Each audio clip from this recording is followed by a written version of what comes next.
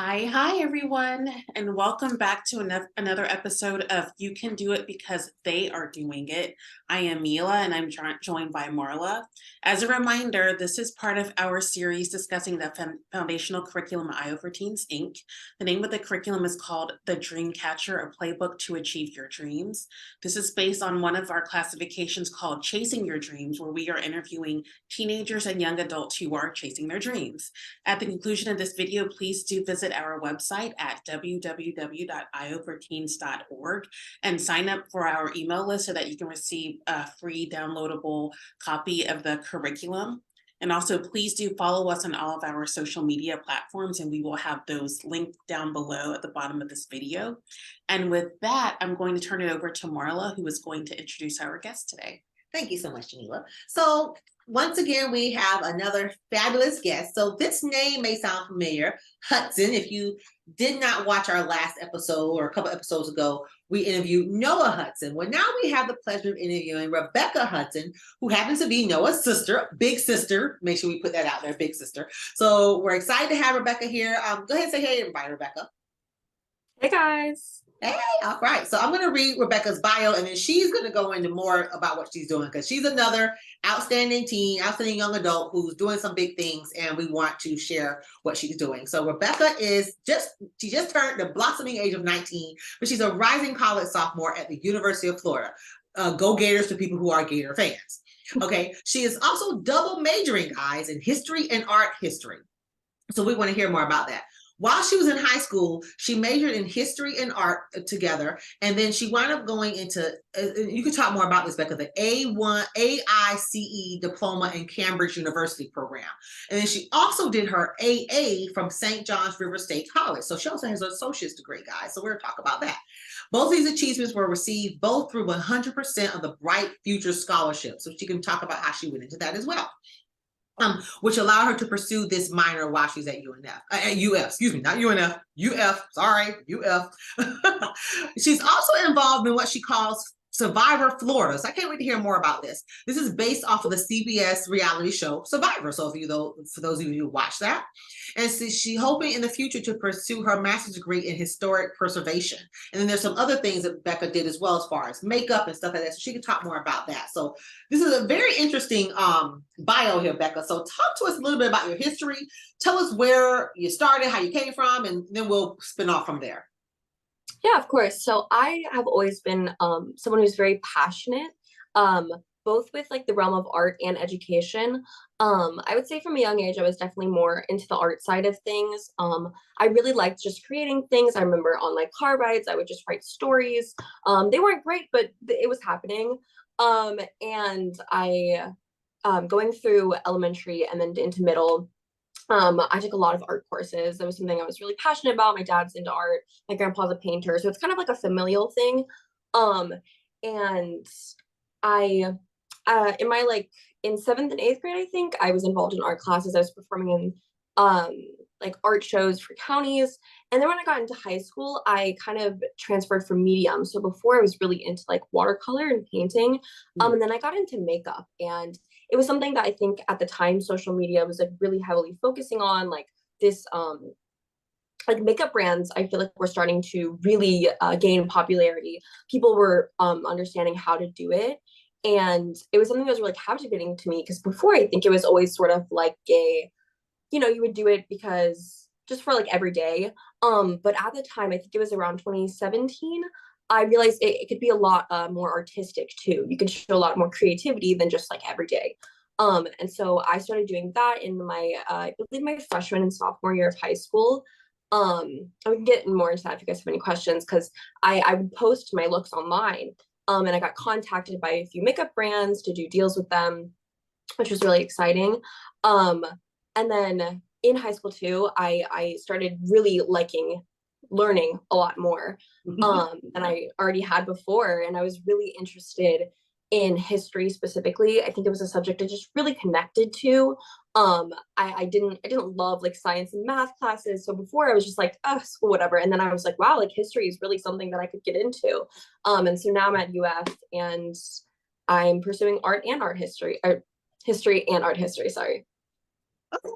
So I do have a few questions to spin off from that. Mm-hmm. What think just real quick about the history, because I like history as well. We both Yep. like history. Mhm. What do you think was the aha moment with history? Why history? What do you think for those teenagers out there? Listen, because I get it, because a lot of teenagers during school, Mhm. it's like, whatever, just go through school. But then you said something hit, something like clicked in your brain, so you said, "Oh, I Mhm. really like school now." Yeah. So, what do you think clicked, and why you think it was history? I think it really was the teachers and the way it was taught. I Mm, think history, somewhat similar to English, but I think it is kind of in its own vein. I think history is a very unique subject that, unlike any other, has to be taught in, I don't know if I want to say a specific way because you can definitely get creative with it, but the way you teach it, I feel like, is you look at the concrete information from the past and then you make kind of subjective inferences for the future. And I really, really like that. It connected with a part of me that was like that creative aspect, right? But it was like a creative vessel through education.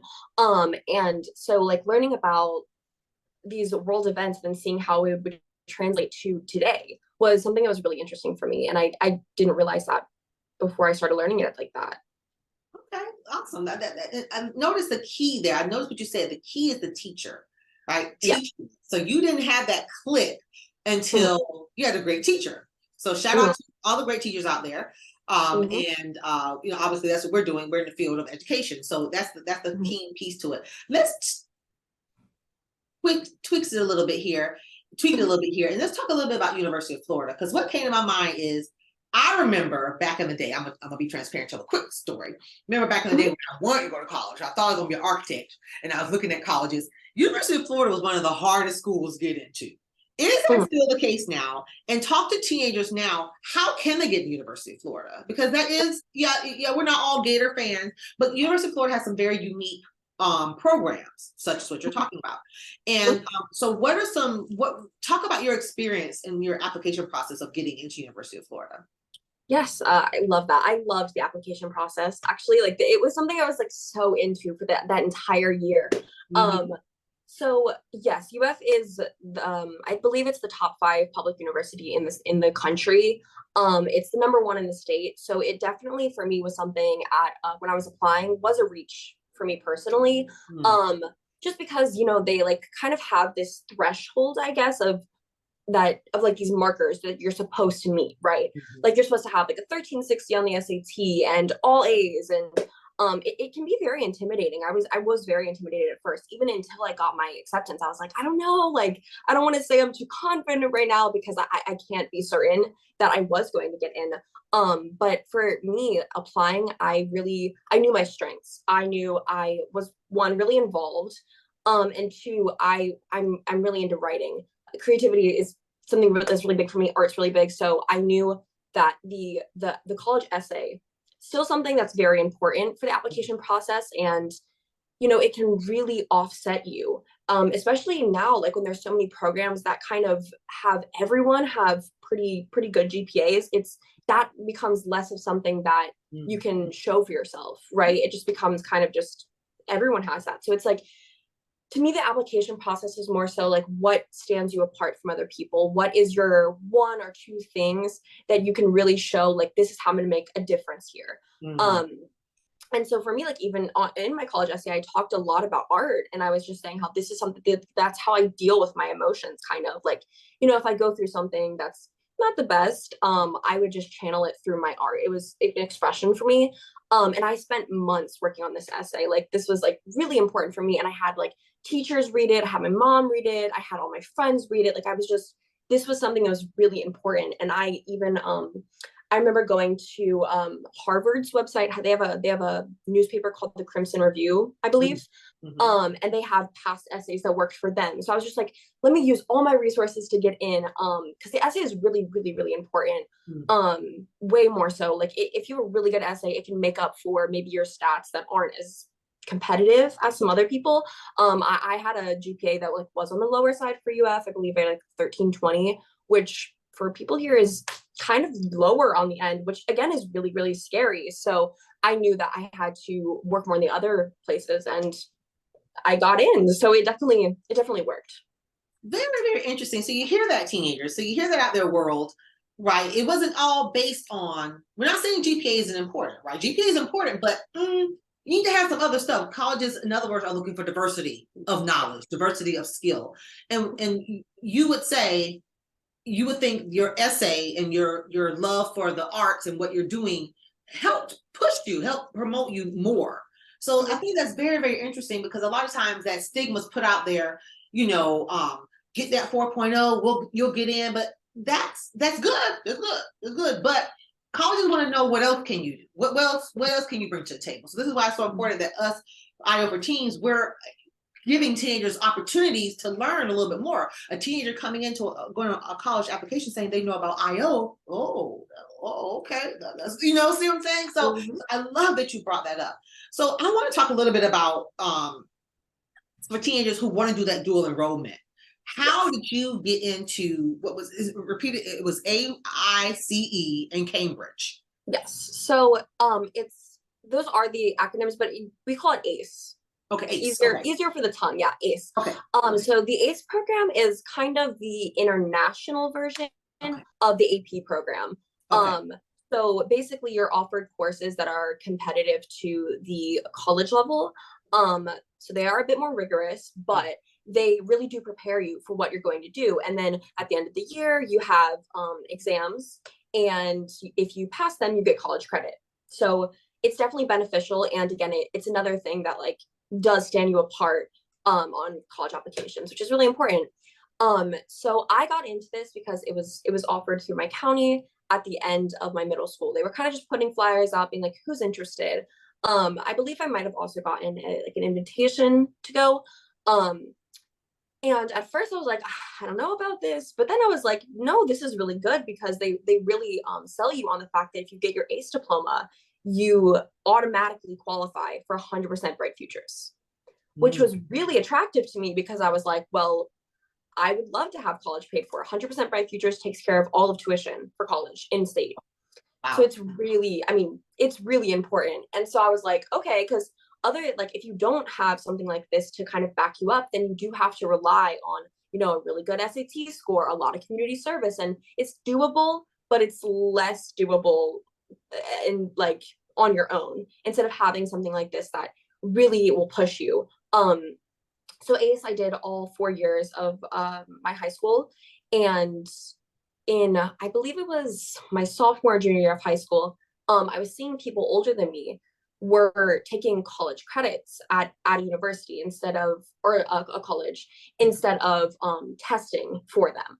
And I was really curious about this. They weren't at school all day. They were like traveling. They had like 3 classes at our high school, and then they would go to the local community college to do classes. And I was really attracted to this, because I was like, one, I think it really prepares you for like what that kind of environment's going to be like, because even though I am taking classes that like will allow me to have college credits, it's still a high school class, right? It's not designed the same way.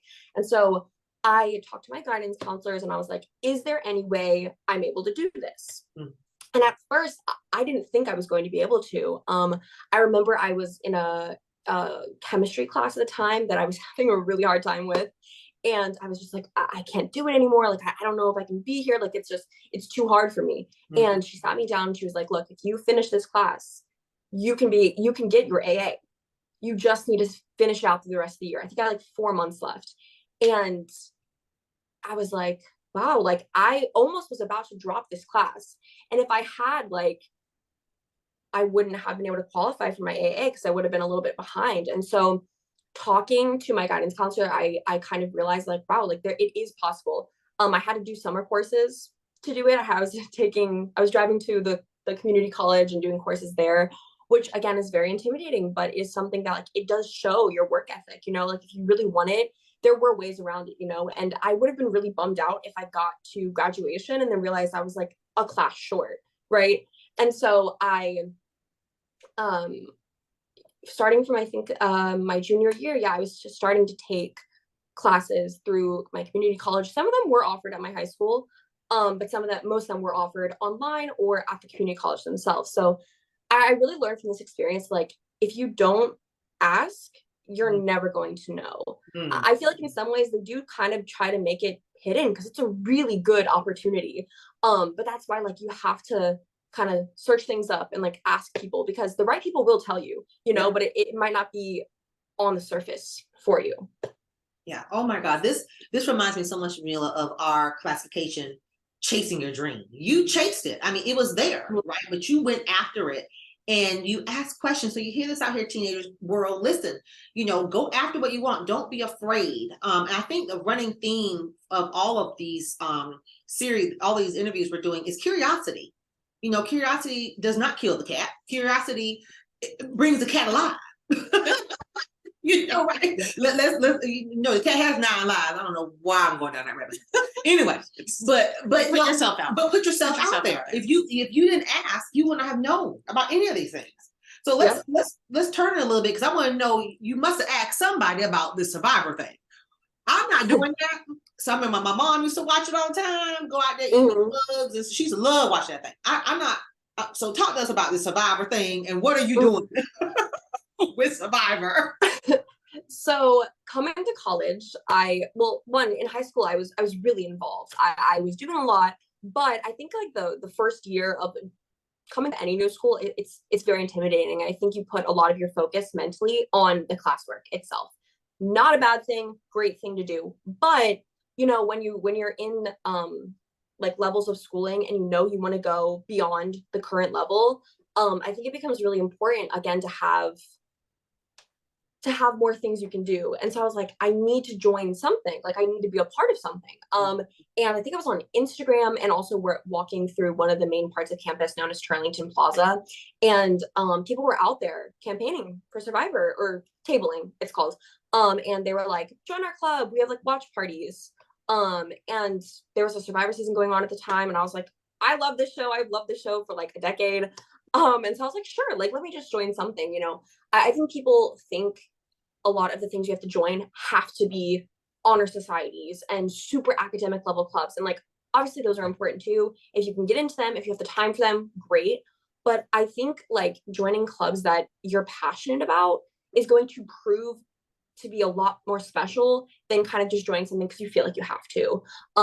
I've been a part of many things where I was like, do I really want to be here? No. But Survivor Florida was something I was really like passionate about, because at first it was just a group of people. There was like 10 of us who were like, we really like this show. And then my second semester of college, we ran a like a mock Survivor game. It was over a weekend. And this was like our 4th season, because the year before I had gotten here, they had ran it, but we were under different management this year. So we had like different people leading it. And I was on like the 4th season of Survivor Florida, and it was an experience that like I was a little nervous for. You had to apply, you had to go through interviews, and then you had to get there and play the game, and you didn't know what you were doing. Like, you were kind of just being thrown into things a lot. And I remember just like before my interview, I was like, oh my God, like, I don't know what they're going to ask me. And I prepared a little bit, but I realized like going through like interviews, and I played another season a few months later. I get a lot more comfortable now just being asked questions and answering them, even if you don't really have like an answer prepared. It's kind of like an on the fly moment, because in these social situations, because it's a game of social strategy, right? And so it's like you have to be able to like come up with things really easily and talk to people and work those connections, which I think is a really good model for the real life. Like real life, everything is about connections. I'm pretty sure 50% of employment nowadays is through references. So it's like, it's really about who you know. And so through this, like the club, like when I joined, again, I was like maybe 15 people, and now we have like 50 to 60 people part of it. And so it's growing every now. And now we have funding from UF itself.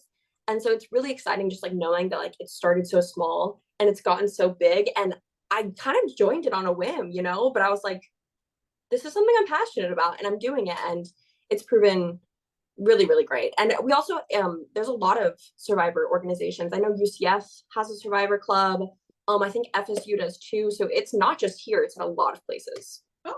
This is very interesting. So I love that you brought out the point, Becca, that when you go to college, the society says, or stigma says, go ahead, go join the honor one, or go join this sorority fraternity, which is nothing wrong with those. But there's other things you can do. There's other clubs that you can join that look good on your resume, or look good on your CV, that other when you get out in the world, they'll look, oh, well, she didn't go after this, but she went after this. Very good. You didn't follow the trend. And that's what, it's okay. It's okay. We're not saying not join a fraternity or sorority or any other honor society club, but also follow your heart, follow your passion. Because if I'm an employer and I'm looking to hire someone, I'm going to go after, so I would hire the employee who went after their heart and follow their passion, because then I know the type of work they're going to do. Right. Instead of following the person who just did this because they joined this fraternity because it's a good thing to do, or they joined the sorority because it's the thing to do. Right. I need to know your passion. I need to know where the authenticity. Right. The authenticity. Where's your heart at? Now, so I love that. So I do want to, before I get to the very last question, I do want to tap a little bit into, because social media is huge, YouTube is huge. This is going to be on our YouTube channel.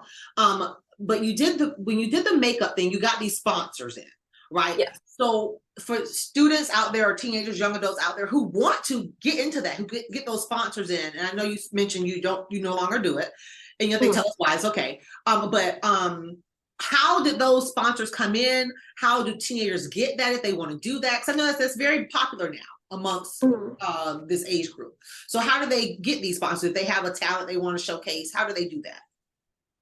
So yeah, I believe it was like end of my freshman year in high school. So like 4 or 5 years ago, right? I kind of just was posting my makeup just online. And I liked it because it was kind of like this digital like scrapbook in a way, but also I could look back and be like, oh, like this is where I've grown from now. Like my skills are improving. And so I was just posting online, and at this time too, I believe TikTok was kind of taking off and people were using that more. And so I kind of was just posting everywhere. I just wanted people to I just wanted to put my name out there. I really was not expecting anything from it. I kind of was just doing it for me, right? Because before I was posting it, like I was still doing makeup on my own. And so it was end of my freshman year, I was posting things, and I was kind of in the comment sections of people who were had a bigger following than me. And I was noticed by, I'm not exactly sure who, but it was someone on the team of ColourPop Cosmetics, which is like a multi-million-dollar company out of Los Angeles, California.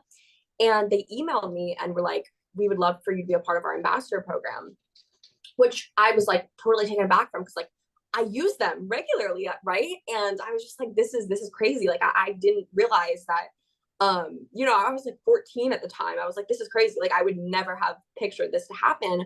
And their ambassador program is just basically they will send you products on like kind of like a regular interval. I believe it was every like 2 to 4 weeks. And in return, you would have to post for them. So I was in a contract deal with them for around a year. And I got sent a bunch of products. And basically just every time I would get a new product sent in, I would post about it and talk about it, and then I would use it. And so I really was like working with the company. I got to be part of a campaign for I believe it was like a skin tint. So that was really interesting, because I was like, this is like foreign land for me. And I do believe though on their website, they also you can apply for the ambassador program too. So there are a little bit of different avenues to get there, but it wasn't something I realized. And then a few months later, I got contacted by a skincare company called Good Molecules. I believe they're also out of California. And they also just sent me products in return for like, hey, just kind of shout us out, and they were in my comment sections, they were liking my posts, and it just was like, it just felt so rewarding. I was like, this is not something I had expected. And I don't do makeup anymore. A lot of that is because of the pandemic, sadly. But I feel like passions can change, and what kind of the avenue you go can also change. I feel like it's really stressful to feel like you kind of have to choose one thing from a really young age and stick with that the whole time. I don't believe you have to do that. I think a lot of times it's about kind of the field of passion that you're interested in. And, makeup was just one aspect of art, and now I'm doing art history, and I still love art. I'm still in that kind of field. I want to go and work in museums and such. So I think that passion is still there, even if it's kind of transferring to a different medium. No, I love that you said that. That's something we teach, preach, and yell and scream to the top of our lungs. We don't want teenagers or young adults or anyone to feel like they have to be locked in this one thing. You are going to school for medical school, you're going to be a nurse, you learn how to be a nurse and you do that for the rest of your life and don't have any other passions. No, and again, society says that. Society says pick one thing, work on that, become an expert in that, and do that for the rest of your life and don't do anything else. But I think there's a new trend coming. There's a new, and we're part of that. We're part of breaking that. Fine, be a nurse. That's great. But also too, nurses can like trees. Nurses can like makeup. Nurses can like other things. If you look at celebrities, that's what they're doing. I always example, Steve Harvey's a comedian, but he had bacon in Walmart. You know what I'm saying? He doesn't have bacon anymore, but it was something that he did. So you did the makeup. It was something that started and it sprung onto something else. So if you don't know something, learn it, do it, see if you like it, and see where it could grow from there. So what you did the makeup, it grew and went to something else, which is okay. So we are proponents of promoting that. So thank you so much for this, Beck. This has been amazing. So how can folks reach you? Well, no, first, before we get to that, what's next for Rebekkah? What's next for you? You're getting the arts degree. You're getting you have the promotional stuff going on. You have this. You get the survivor thing. So what's next for you? What can we? And this doesn't have to be last time, because I was telling Jamila we might want to do some more interviews a year from now. See what y'all are doing, right? So, but what's next for you? What's next for me is school. I plan to get my master's degree. UF actually has a program very similar to a dual enrollment type program called the 4-in-1 program. And so basically your senior year of your bachelor's degree, you can double up on courses to get your master's degree. So it's something I'd have to apply for within the next year or so. So it's not a dead set right now, but it's something that I am like kind of setting my mind on, because a lot of jobs in the history field require a master's or a PhD. So yeah, that's what I'm working on now. Okay, cool. And what is that ultimate? So 5 years from now, what is Rebekkah going to be doing? So you mentioned you want to work in a museum. What do you want to do? I don't have like a set job that I want to do right now, right? And so as of now, I would say 5 years from now, I really want to be. I feel like teaching again is one of those passions too, which I love that like teaching is something that people are realizing is not just being a teacher. I think there's a lot of different avenues that teaching can kind of come out of. And so even in that, like I do kind of want to work in the historic preservation / museum / monument field, because history is really important to preserve. And so I would love to be teaching people about art and historic artifacts and something like that. Thank you so much for this. Thank you so much.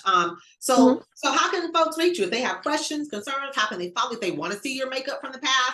How tell us where they can reach you? Instagram is like the biggest way. I have 2 accounts. One of them is the makeup account, and then the other is more just like my kind of everyday life. It has a lot of Survivor promo in there, and it's really just more about like my UF life. And both of them are Rebekkah Francis. I can send it to you because it's like I can spell it out now. But it's just my name, and then my makeup account is just that, and then my everyday account is with a dot between my 2 names. Okay, so again, ladies and gentlemen, audience, and those out there, these will all be in the description notes. So what parting words do you have for the audience, Rebekkah? As far as we talked about today, we talked about curiosity, we talked about chasing your dreams, one of the classifications, discovering your dreams, one of the classifications. What parting words do you have for those watching this and who are maybe afraid, or maybe their parents aren't, and we're not going against what parents say. We always say it, but their parents will say you should get this because you need a 9-to-5 job, or what advice would you give? I would say 2 things. One, look outside of the box. Look for things. Do a lot of research. Research cannot hurt you. Worst case scenario, you just don't end up going with that. But I always look into things. I kind of overlook into things, I'm like, let me look at all my options. That's really important. And 2, like, make things work for you. A lot of times, like, I was in school and I was also doing makeup. I'm in school now, and I'm also trying to still pursue what my interest outside of that. Because there's a lot of pressure to go into like really high paying jobs. And if you look sometimes, like, there are jobs that pay you that you wouldn't have even thought of before. So I think knowing what you're passionate about and pursuing that, maybe also doing some other things too, is just like make it work for you. Look outside the box because there's a lot of things out there that are not on the surface. Yep, there's my mantra: create your career. There we go. Create your life. Well, thank you so much, Becca. This has been amazing. Another wonderful episode of You Can Do It Too. And because everyone else is out here doing it. So I appreciate this so much. I'll give it to Janina to close us out. Yes, thank you. Thank you so much. I know we thoroughly enjoyed meeting with you today, and I'm sure the audience as well. We'll have Becca's information that she just mentioned also linked below in the under the video in case you want to reach out to her. And with that, again, we just want to thank you all for joining us on this episode, and we'll be looking forward to meeting with you next time as we continue to chase our dreams and discover IO. See you next time. Bye, everybody.